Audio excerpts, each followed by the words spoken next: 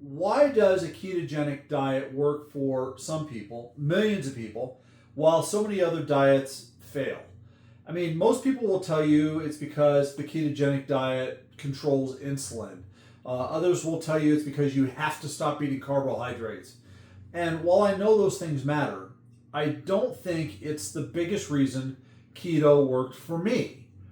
See, when I started keto in 2018, nobody warned me about what I was really about to face. Nobody told me I was going to actually have to confront my relationship with food. See, nobody told me that some of the foods I had been eating for decades, they weren't just habits anymore. They had become foods I genuinely didn't think I could live without or be happy without. I mean, it almost sounds like an addiction, doesn't it? Now, whether you want to call it an addiction or dependency or deeply ingrained habits, I believe that is one of the biggest things, if not the biggest thing, nobody tells you before you start a ketogenic diet.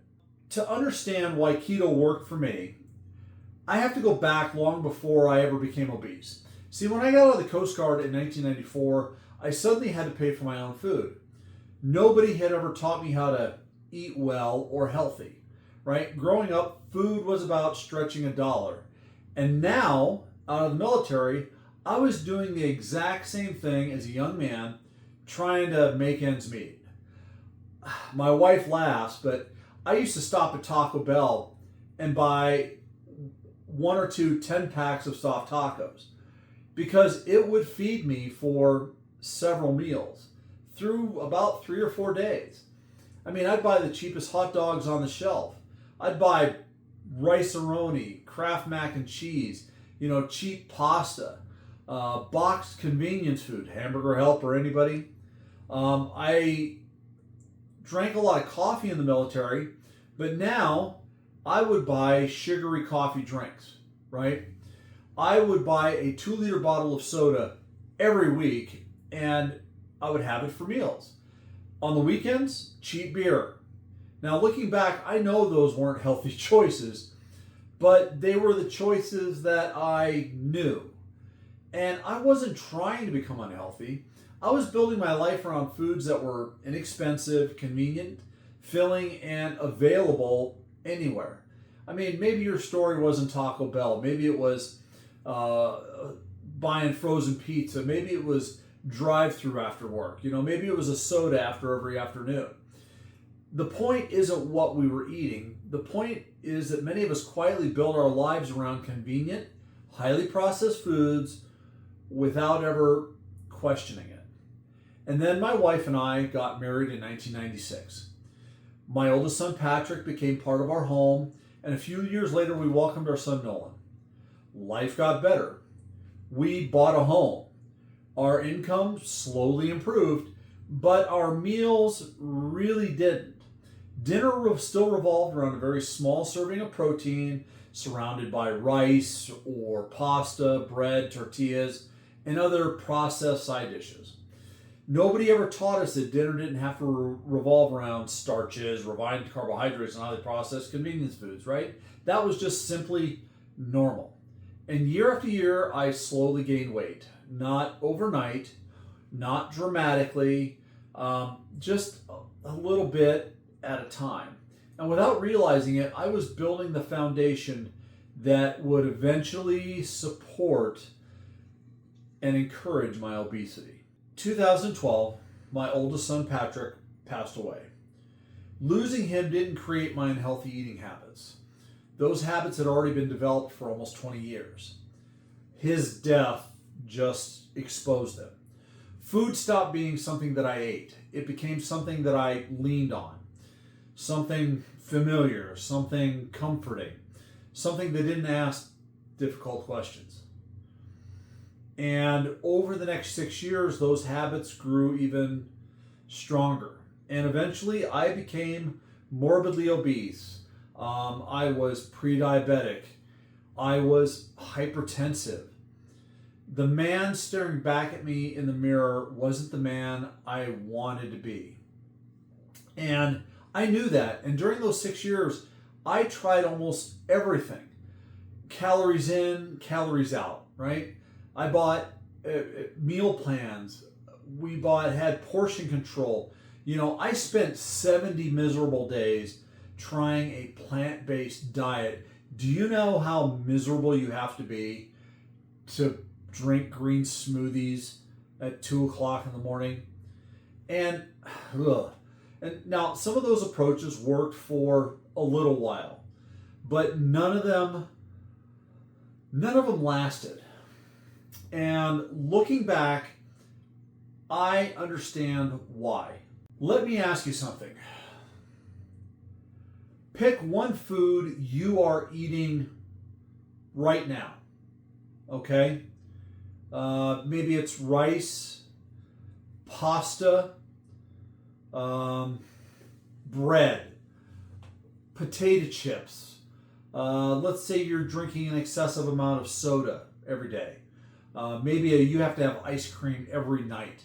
Whatever yours happens to be. Now I want you to imagine giving it up. Not forever, but just for 7 days. How about 14 days? Could you do it for 21 days? How about 28 days?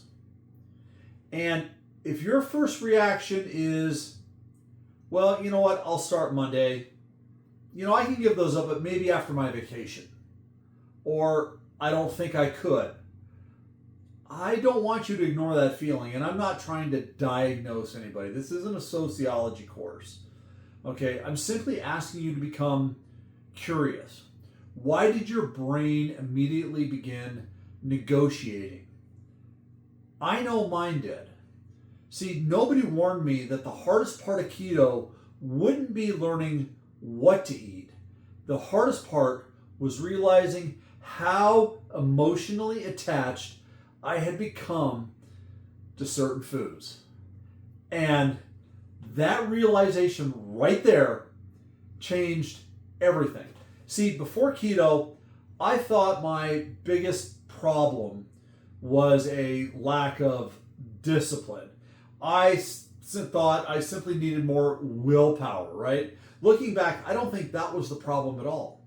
I had spent almost 25 years building eating habits that had become almost automatic. Now, keto didn't magically give me discipline, but it interrupted the system, the habits that I had slowly built.